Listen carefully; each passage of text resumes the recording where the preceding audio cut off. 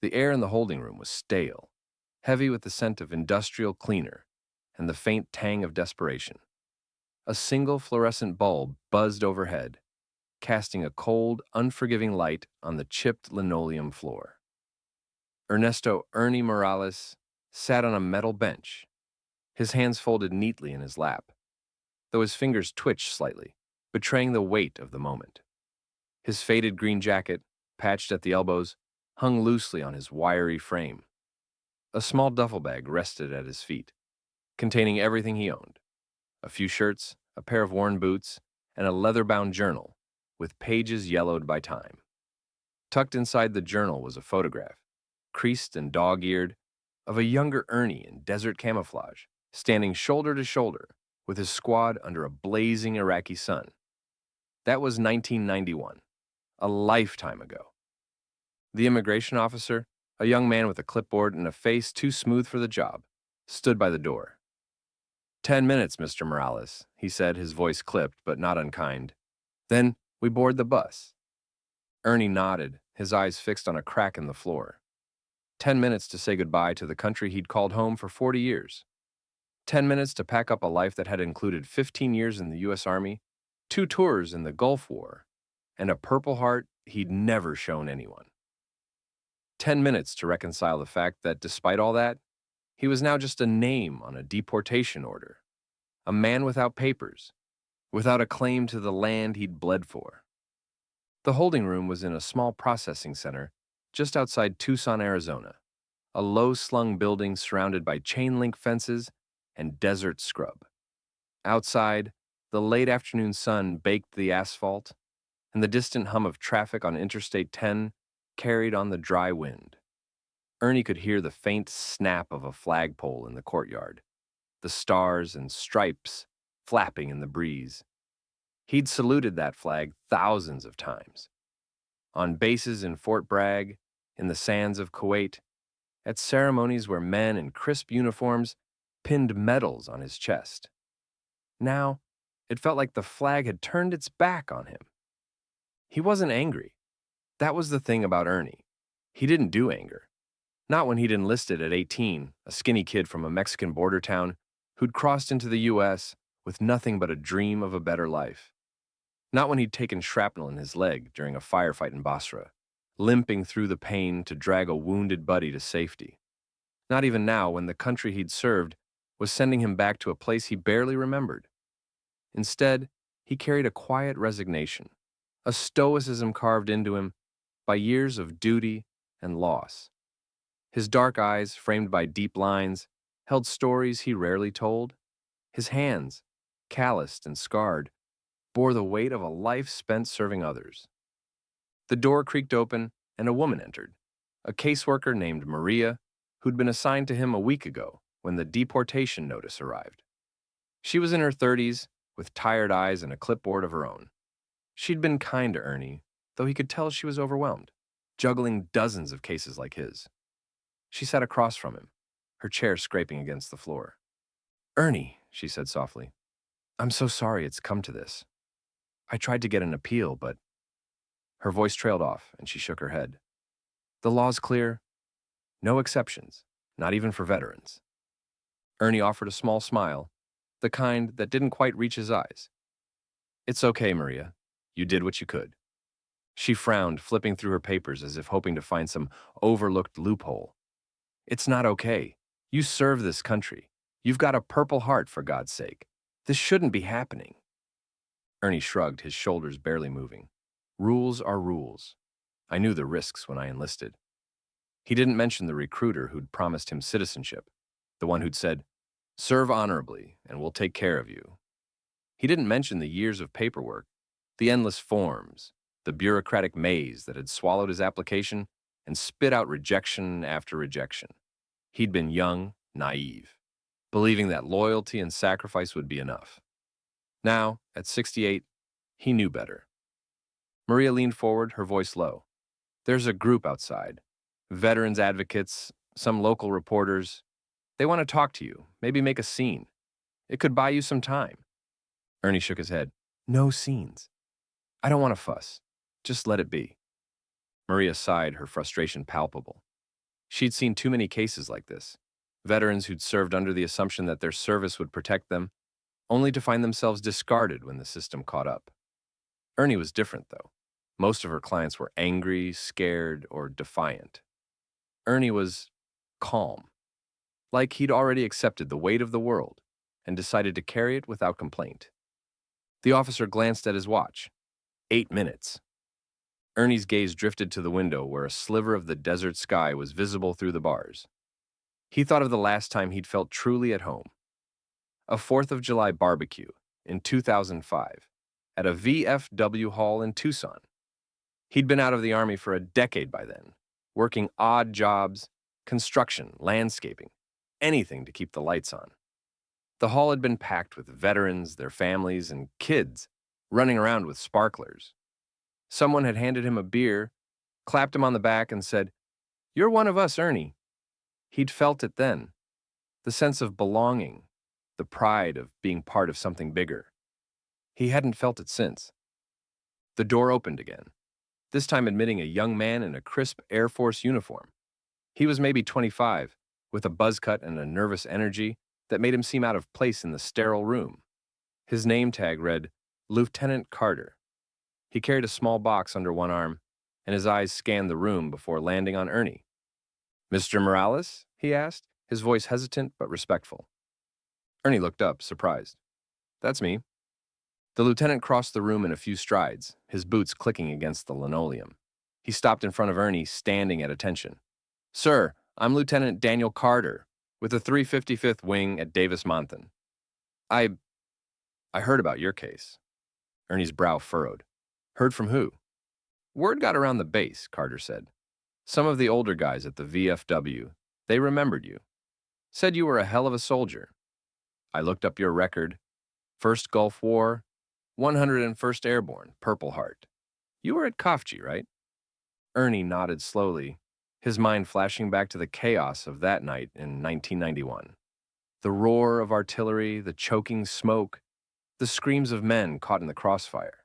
He'd been 24, scared out of his mind, but he'd kept moving, kept fighting. He didn't like to talk about it. "Yeah," he said quietly. "I was there." Carter's jaw tightened, and he glanced at the immigration officer, who was watching with a mix of curiosity and impatience. "Sir, I don't have much time, but I needed to see you before—" He trailed off, clearly uncomfortable with the word deportation. Instead, he held out the box. "This is for you." Ernie took it, his hand steady despite the tremor in his chest. The box was small, made of polished wood, with a brass clasp. He opened it to find a folded American flag, the kind presented at military funerals or retirements. Beneath it was a certificate, embossed with the seal of the 101st Airborne, acknowledging his service. And at the bottom, a single dog tag, etched with his name and service number. "We found it in storage at the base," Carter explained. "It was supposed to be given to you years ago, but things got lost in the shuffle. I thought you should have it." Ernie stared at the dog tag, his thumb brushing over the worn metal. He remembered the weight of it around his neck, the way it had felt like a promise, of duty, of brotherhood, of a future. He hadn't seen it since he'd left the Army in 1995, when he'd turned it in along with his dreams of citizenship. "Thank you," he said, his voice barely above a whisper. Carter shook his head. "No, sir, thank you." He hesitated, then snapped to attention and saluted, his hand crisp against his brow. "It's an honor to meet you." The immigration officer shifted uncomfortably, glancing at his watch again. 5 minutes. Maria's eyes were wet, but she didn't speak. Ernie closed the box, clutching it to his chest. For the first time in years, he felt a flicker of something he'd thought was gone. Pride, not the loud, chest-thumping kind, but the quiet certainty that he'd done something worthwhile, even if the world had forgotten. Outside, the sound of voices grew louder. Ernie caught snippets through the window. Protesters, maybe, or the reporters Maria had mentioned. He didn't want their pity or their cameras. He just wanted to leave with dignity, to carry his memories across the border and start over again. But Carter wasn't done. "Sir, there's something else," he said, pulling a folded piece of paper from his pocket. "I don't know if this will change anything, but I wrote to my CO, and he wrote to his. We're trying to get your case reopened. The governor's office is looking into it. It's not much, but it's a start. Ernie blinked, caught off guard. Why would you do that? Carter's face softened, and for a moment, he looked less like an officer and more like a kid who just learned what it meant to be a man. Because you're one of us, he said simply, and we don't leave our own behind. The words hit Ernie like a punch, stirring memories of dusty barracks, of soldiers sharing cigarettes under starlit skies, of promises made and kept. He'd spent years believing he'd been forgotten, that his service had been erased by a system that saw him as a number, not a name. But here was this young lieutenant, barely older than Ernie had been when he'd enlisted, standing up for him in a way no one else had. The officer cleared his throat. Time's up, Mr. Morales. We need to move. Ernie stood, his knees creaking but his back straight. He tucked the wooden box under his arm and picked up his duffel bag. Maria rose too, wiping her eyes. I'll keep fighting for you, Ernie, she said. This isn't over. He nodded, grateful but unsure if he believed her. The system was bigger than any one person, bigger than good intentions or last-minute salutes. But as he followed the officer toward the door, Lieutenant Carter fell into step beside him. I'm walking you out, Carter said, his tone leaving no room for argument. They stepped into the courtyard, where the sun was dipping below the horizon, painting the sky in shades of orange and purple. The flagpole stood tall, the American flag snapping in the evening breeze.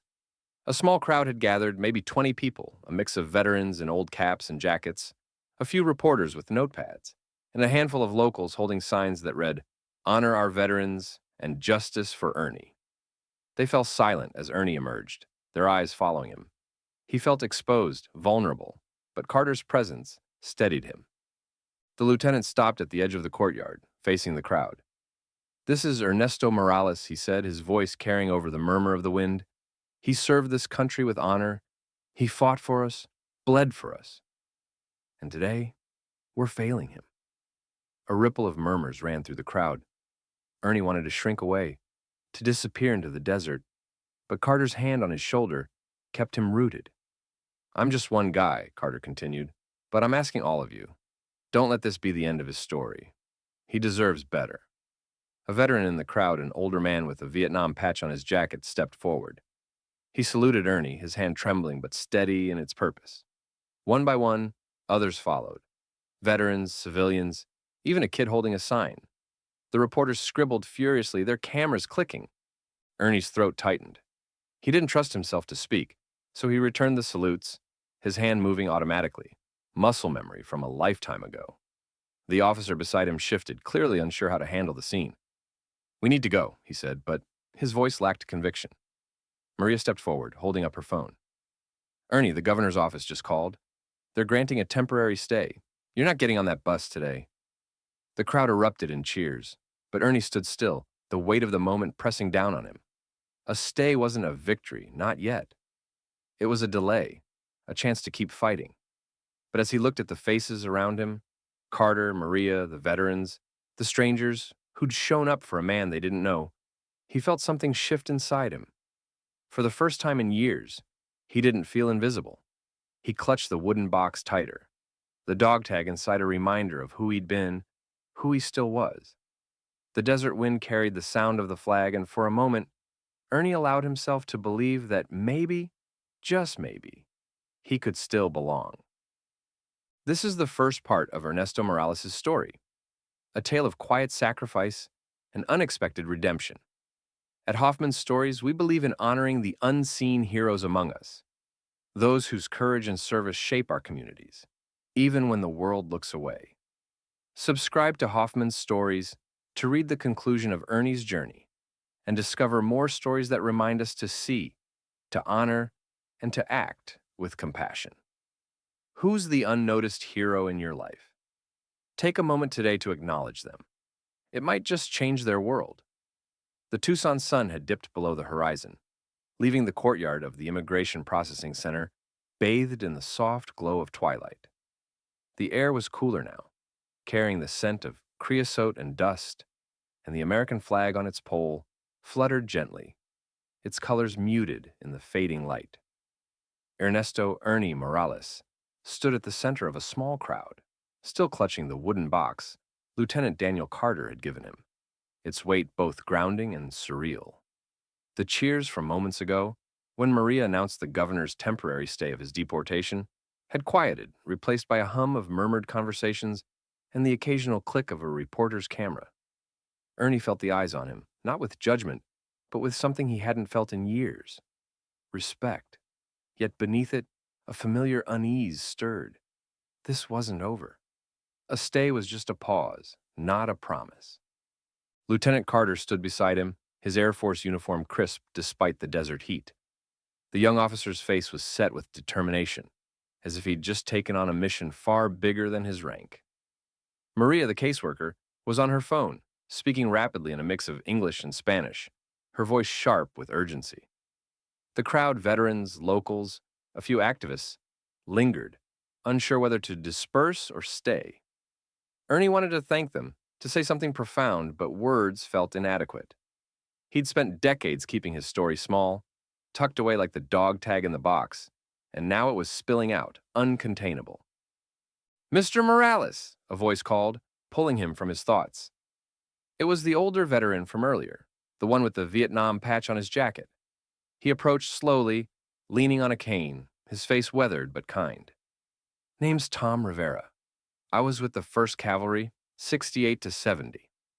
Heard you were 101 Airborne. That true?" Ernie nodded. "Yes, sir. 87 to 95. Rivera's eyes lit up with recognition. "Screaming Eagles. Tough outfit. You boys held the line at Kafchi. I read about it." He extended a hand and Ernie shook it, feeling the strength in the older man's grip despite his age. "You don't belong on no bus to Mexico, not after what you did." Ernie's throat tightened. He wasn't used to this, people knowing his past, let alone caring. "Just did my job," he mumbled, his default response when anyone brought up the war. Rivera chuckled, a dry, knowing sound. "That's what we all say, son. Don't make it less true." He glanced at the crowd, then back at Ernie. "These folks showed up for you. That means something. Don't let it slip away." Before Ernie could respond, Maria approached, her phone still in hand. "Ernie, we've got a meeting with a lawyer tomorrow morning. Pro bono. The governor's office is under pressure now, thanks to this." She gestured at the crowd, the reporters. "But we need to move fast. The stay's only good for 30 days. 30 days, Ernie repeated, the words heavy. A month to prove he belonged in the country he'd served. It felt like both an eternity and a heartbeat.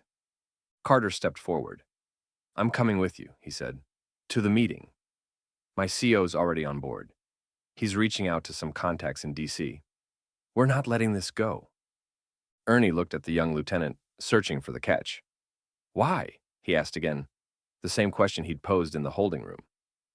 "You don't know me." Carter's jaw tightened, and for a moment, he seemed to wrestle with the answer.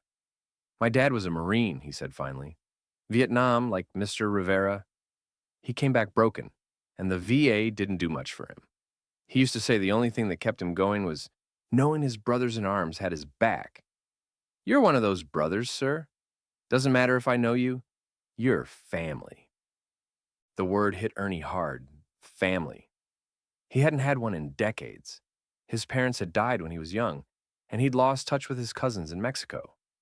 The Army had been his family once, but after his discharge, that bond had frayed, replaced by a solitary life of odd jobs and quiet evenings in a rented room. Now, here was this kid, barely older than the recruits Ernie had trained, calling him family. "Thank you," Ernie said, his voice steady but thick. He wanted to say more, but the immigration officer interrupted, approaching with a scowl. "All right, folks, show's over," the officer said, raising his voice. "Mr. Morales, you're released for now, but you need to report back here in 72 hours for a check-in. Don't leave the county." The crowd muttered, a few voices rising in protest, but Ernie raised a hand. "It's all right," he said. "I'll follow the rules." He always had, even when they broke him. Maria touched his arm. "I'll drive you home. You shouldn't be alone tonight." Home was a small studio apartment on the south side of Tucson, a place with peeling paint and a window that rattled in the wind. Ernie hadn't thought of it as home in years, just a place to sleep, but he nodded, grateful for Maria's offer. As they moved toward her car, the crowd parted, some people offering nods or quiet words of encouragement. A young woman with a Justice for Ernie sign stepped forward, holding out a small pin shaped like a purple heart. I made this, she said shyly, for you. Ernie took it, his fingers brushing the cheap metal. It wasn't official, but it felt heavier than the real one tucked away in a drawer at his apartment. Thank you, miss, he said, pinning it to his jacket. Carter walked with them to the car, promising to call in the morning. Rivera lingered nearby, watching with a proud, almost fatherly expression. As Ernie climbed into Maria's sedan, he glanced back at the courtyard, at the flag still waving under the floodlights. For the first time in years, he didn't feel like it was mocking him. The drive to his apartment was quiet, the city lights blurring past the window. Maria tried to make small talk, but Ernie's mind was elsewhere, replaying the day's events. The salute from Carter, the dog tag in the box, the crowd that had shown up for a man they didn't know. It felt like a dream, one he was afraid to wake from. When they reached his building, Maria parked and turned to him. Ernie, I need you to promise me something, she said. Don't give up. This fight's just starting, and we need you in it. He nodded, though he wasn't sure he had the strength for another battle. I'll try, he said, and that was the most honest answer he could give. Inside his apartment, the silence was deafening. The room was sparse. A twin bed, a folding chair, a small table with a radio that only picked up AM stations. On the wall, a single photograph. Ernie and his squad in Kuwait, their faces young and fearless. He set the wooden box on the table, opened it, and lifted out the dog tag. The metal was cool against his palm, its edges worn smooth by time. He slipped it over his head, the familiar weight settling against his chest, and for a moment he was 24 again, standing tall in the desert, ready to face anything. Sleep didn't come easily that night. When it did, it brought dreams of Kafji, the flash of tracer rounds, the taste of sand in his mouth, the weight of a wounded soldier slung across his shoulders. He woke before dawn, his heart racing, the dog tag still around his neck. The pin from the young woman glinted on his jacket, catching the light from a street lamp outside. The next morning, Maria picked him up for the lawyers' meeting. Carter was there, out of uniform but no less determined, carrying a folder of documents he'd pulled from military archives. The lawyer, a sharp-eyed woman named Ms. Delgado, laid out the plan. They'd file for a humanitarian parole, citing Ernie's military service and the hardship of deportation. The governor's office was interested thanks to the media coverage, but the clock was ticking. They needed more. Public support, letters from veterans, maybe a petition. Ernie listened, nodding when it spoke, but his mind kept drifting to the crowd from yesterday. They'd seen him, really seen him, in a way he hadn't been seen since his army days. It gave him a purpose he hadn't felt in years. That afternoon, they visited the VFW hall, where Rivera had first heard about Ernie's case. The place was a time capsule. Faded flags on the walls, photos of veterans from World War II to Afghanistan, the faint smell of coffee and cigarette smoke. Rivera was there, along with a dozen other veterans, some of whom remembered Ernie from years ago. They greeted him like a returning brother, clapping him on the back and sharing stories of their own battles with the VA or immigration. We're putting together a rally, Rivera said, spreading a flyer on the bar. This weekend at the courthouse. We're calling it Honor Our Heroes. You're the guest of honor, Ernie. Ernie shook his head, uncomfortable with the attention. I don't need a rally. Just want my papers. It's not just for you, Carter said, leaning in. It's for every veteran who's been screwed over like this. You're the spark, sir. Let us carry the flame. The words echoed in Ernie's mind over the next few days as the rally took shape. By Saturday, it had grown beyond the VFW hall. Local businesses donated food and water. A high school ROTC unit volunteered to present the colors. Reporters from national outlets were calling Maria, asking for interviews. And through it all, Ernie stayed quiet, helping set up chairs or fold flyers, his dog tag hidden under his shirt, his purple heart pin shining on his jacket. The rally drew hundreds. Veterans in old uniforms, families with signs, students from the university, even a few politicians trying to catch the wave. Rivera emceed, his voice cracking with emotion as he told Ernie's story. Carter spoke next, reading from Ernie's military record, his voice steady and proud. When it was time for Ernie to speak, he hesitated, his hands trembling as he stepped to the mic. I'm not much for words, he started, his voice soft but clear. I came to this country with nothing. The Army gave me a purpose, I served because I believed in America and what it stands for. I didn't ask for much, just a place to belong. His paused, his eyes scanning the crowd, finding Carter's nod, Maria's smile, Rivera's proud gaze. Yesterday, you gave me that. You reminded me I'm not alone, so thank you. The applause was overwhelming, but Ernie barely heard it. His felt unburdened, like he'd finally laid down a weight he'd carried for decades. As he stepped back, a young ROTC cadet approached, saluting him. Sir, the cadet said, we're dedicating our next drill to you. You're welcome to join us. Ernie returned the salute, his hand steady. I'd like that, he said. In the weeks that followed, the campaign grew. Letters poured into the governor's office, from veterans, from school children, from strangers, moved by Ernie's stories. Ms. Delgado filed the parole, and a congresswoman sponsored a private article for his citizenship. The media kept the pressure on, and the Immigration Service began reviewing similar cases nationwide. On the last day of his stay, Ernie stood in a courtroom again, this time in a suit Carter had helped him pick out. The judge, a former JAG officer, read the decision, humanitarian parole granted, with a recommendation for expedited citizenship. The room erupted, but Ernie stayed still, his hand resting on the dog tag under his shirt.